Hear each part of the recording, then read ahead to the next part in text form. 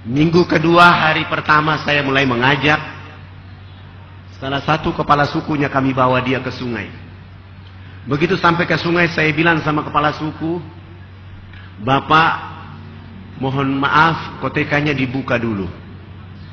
Setelah koteka dibuka dan saya bilang, ayo kita loncat sama-sama masuk dalam sungai.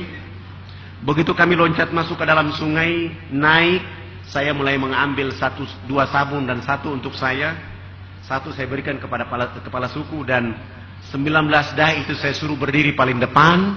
Saya berdiri di belakang 19 dai dan kepala suku ada di samping kanan saya. Saya bilang, Bapak ikut gerakan kami. Begitu kami gosok sabun di sebelah kanan, kepala suku ikut gosok sabun di sebelah kanan. Begitu kami gosok sabun di sebelah kiri, beliau ikut gosok sabun di sebelah kiri. Sesudah itu saya mengganti sabun dengan sampo. Begitu saya kasih beliau satu sampo, saya juga pegang satu sampo dan saya siram sampo di rambut saya, beliau ikut siram sampo di rambut.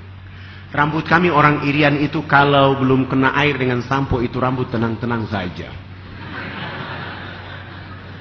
Begitu beliau mulai siram sampo dan dia keramas, rambut keribu keriting itu dia mekar kayak bunga yang berkembang. Sehingga busa sampo itu makin tinggi.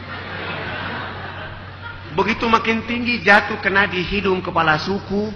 Begitu dia mencium harum dari sampo langsung pergi, tidak mau lagi bilas dengan air.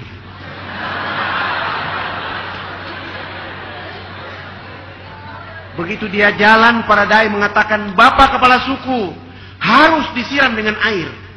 Beliau mengatakan, tidak anak, ini wangi. Rupanya selama hidupnya baru pertama mencium bau harum. 6 hari berturut-turut kepala suku ini mandi tidak pernah bilas dengan air. Di hari ke-6 setelah dia datang, kotekanya dia buka, masuk dalam sungai, naik gosok sabun, gosok sampo, dia pakai koteka, dia jalan kayak kuntilanak yang berjalan. Kena matahari, akhirnya busa tadi kering di badan, busa sampo kering di rambutnya. Beliau langsung pergi ke kebun bekerja seperti biasa seorang petani. Jam 2 siang dia pulang ke rumah, Allah subhanahu wa ta'ala menurunkan rizki berupa hujan. Dia mau bersembunyi di bawah pohon, kena air hujan sehingga busa sampo dan sabun yang tadi kering itu muncul kembali. Beliau gosok-gosok sampai busa sampo itu hilang, busa sabun pun hilang. Allah mengganti dengan kesegaran jasmani. Kepala suku ini tiba di rumah tidur dari jam 3 sore sampai jam 9 pagi hari berikutnya. Pagi-pagi saya datang bersama tim dakwah, bertemu dengan beliau dan berdialog dengan beliau. Begitu kami baru dialog, beliau langsung mengatakan kepada kami bahwa, anak, mandi yang benar itu yang anak ajarkan. Karena Bapak kemarin dimandikan oleh Tuhan sehingga Bapak tidur menjadi enak. Selama ini Bapak belum pernah tidur enak seperti itu. Saya langsung mengatakan, bagaimana kalau pagi ini Bapak ikut kami mandi seperti biasa? Beliau langsung dengan semangat ikut kami ke sungai dan hari itu baru dia resmi mandi dan bilas. Setelah beliau bilas selesai, beliau naik tidur dari jam 9 pagi sampai jam 3 sore hari itu. Setelah bangun tidur jam 3 sore hari itu, di sana sudah ada kecerdasan dan pencerahan. Beliau langsung bangkit memberi pengumuman di 28 kampung adat beliau. Besok pagi yang berkumpul di lapangan dekat sungai itu sebanyak 3.712 orang. Laki, perempuan, besar kecil untuk mengikuti materi mandi menggunakan sabun yang kami bawa. Mulai pagi itu kami mulai karena orangnya terlalu banyak. Sabun yang kami bawa 7 karton tidak cukup. Terpaksa satu sabun dibagi 4. Untuk memulai pelajaran mandi yang kami ajarkan. Begitu kami ajar dari jam 8 pagi sampai masuk waktu duhur, saya langsung kasih pengumuman bahwa Bapak kepala suku, mama-mama dan masyarakat,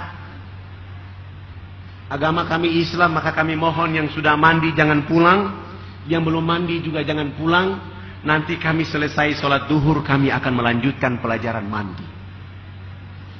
Dan sebelumnya kami sudah membuat panggung di pinggir sungai itu untuk kami sholat duhur.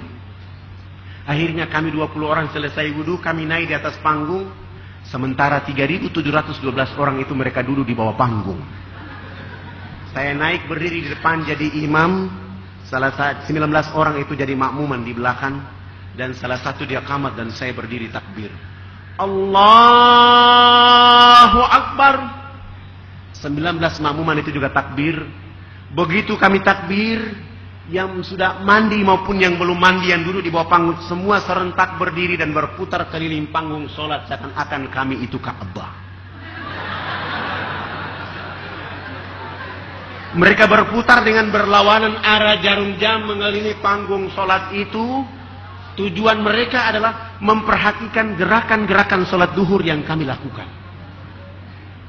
Begitu saya salam, Assalamualaikum warahmatullahi. Assalamualaikum warahmatullahi. Kepala sukunya langsung loncat naik di atas panggung dan langsung mengajukan beberapa pertanyaan. Anak, kenapa anak dengan teman-teman berdiri dan angkat tangan dan mulutnya bicara-bicara? Itu maksudnya apa?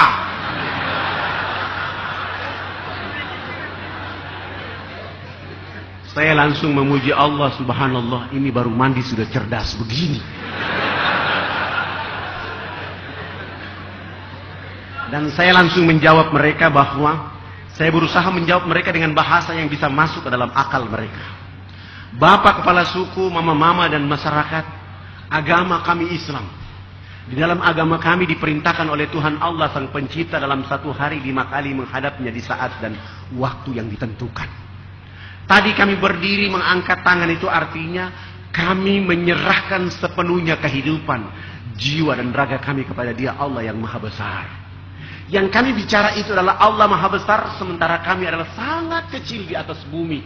Sehingga tangan kiri ini malu menutup dada kami, tangan kanan pun malu menutup tangan kiri dan tangan kanan.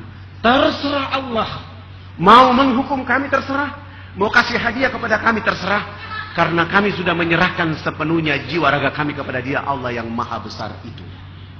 Beliau langsung mengatakan, oh ini agama yang benar. Menurut Bapak kami sudah Islam. Saya kira pertanyaannya sampai di situ saja, ternyata beliau mengajukan pertanyaan berikutnya. Kenapa sesudah itu anak dengan teman-teman bongkok badan? Maksudnya kenapa ruku? Saya juga berusaha menjawab, kami bongkok badan itu supaya kami melihat di bumi itu ada tanah, ada pasir, ada batu, ada air, ada hewan, ada tumbuhan. Semua itu fasilitas dari Allah kepada manusia. Dinikmati, dilindungi, dipelihara karena masih ada manusia berikutnya. Begitu saya jawab, beliau mengatakan bahwa, ini agama yang benar. Menurut Bapak kami sudah Islam. Saya juga kira sudah berhenti di situ, ternyata beliau terus memburu dengan pertanyaan berikutnya. Kenapa sesudah itu anak dengan teman-teman tunduk mencium papan? Maksudnya kenapa sujud? Saya jawab, kami tunduk mencium papan itu pertanda kami menangis kepada Tuhan Allah atas segala kejahatan, maksiat, dosa yang kami lakukan di bumi. Sehingga kami merendahkan kepala kami untuk memohon ampun kepada Dia Allah yang Maha Tinggi. Kenapa kami lakukan itu? Karena sebentar kami mati nanti, kulit, daging, darah dan tulang akan dilebur menjadi tanah. Sebelum dilebur menjadi tanah, kami merendahkan kepala kami untuk menangis, meminta ampun kepada Dia Allah yang Maha Tinggi. Beliau terus mengajukan pertanyaan berikutnya. Kenapa sesudah itu anak dengan teman-teman lihat ke sebelah kanan mulutnya bicara-bicara, lihat ke sebelah kiri masih bicara-bicara? Saya jawab lagi bahwa kalau tadi kami mengangkat tangan adalah menyerahkan sepenuhnya jiwa, raga dan kehidupan kami. Kami bongkok badan untuk melihat apa yang diberikan oleh Allah. Sesudah itu kami menangis minta ampun. Selesai minta ampun, kami lihat ke sebelah kanan.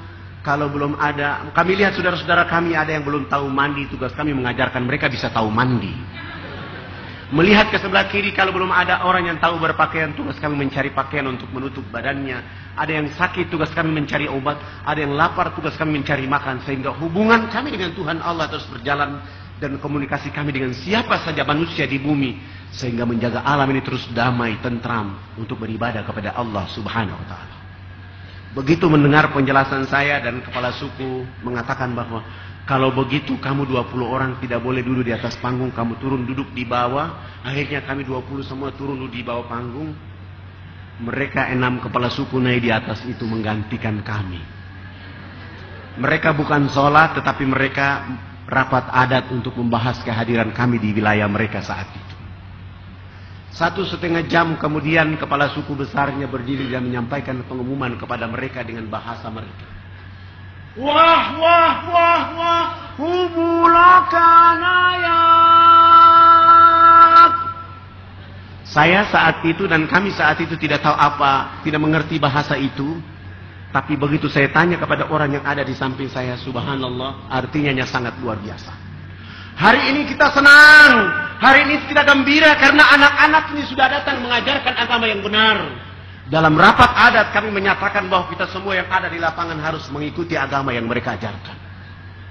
Begitu kami mendengar terjemahan itu, akhirnya kami 20 orang semua langsung sujud syukur dan menangis kepada Allah.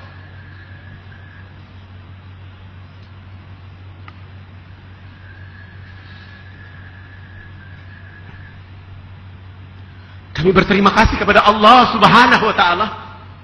Karena itu kami mengangkat tangan dan mengatakan kepada Allah, Ya Allah, Ya Rabb, kami belum menyebut namamu ke dalam dada mereka.